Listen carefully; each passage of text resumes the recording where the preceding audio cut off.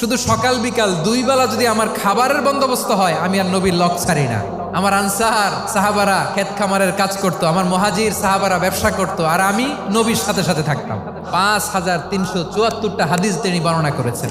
সবচেয়ে বেশি হাদিস বর্ণনাকারী সাহাবী আবু হুরায়রা রাদিয়াল্লাহু তাআলা আনহু। বিড়ালের বাবা কি করতেন? খালি হাদিস মুখস্থ করতেন। হাদিস প্রিজার্ভেশনের কাজে বিশ্বনবী ওনাকে কাজে লাগিয়েছেন। উনি একদিন বলেন, ইয়া রাসূলুল্লাহ আসমাউ মিনকা কাসীরান ফালা আহফাজু। নবী, অনেক কথা শুনি, আমার মনে থাকে না। বিষ্ণু বললেন, তাই তোমার চাদরটা বিছাও। আবু হুরায়রা বিছালেন। বিশ্বনবী হাত বুলায় দিলেন। এরপরে অনেক হাদিস বর্ণনা করলেন। আবু হুরায়রা বলে, তারপর থেকে বিশ্বনবী যাই বর্ণনা করে আমি শুনি আর একটাও বলি না। এখন সুবহানাল্লাহ। বিশ্বনবী ওনাকে নবীর এই যে লক্ষ হাদিস প্রিজার্ভেশনের এই দায়িত্ব দিয়েছেন সাইয়েদনা আবু হুরায়রা রাদিয়াল্লাহু তাআলা আনহুকে। আপনারা কি খেয়াল করেছেন কত বড় চৌকস ট্যালেন্ট হান্টার ছিল আমার নবী? এক একজনের এক এক ট্যালেন্ট, এক একজনকে এক এক দায়িত্ব দিয়েছেন, এক একজনের প্রতিভাকে এক একভাবে বিকশিত হওয়ার সুযোগ দিয়েছেন। আওয়াজ করে বলেন ঠিক কি না?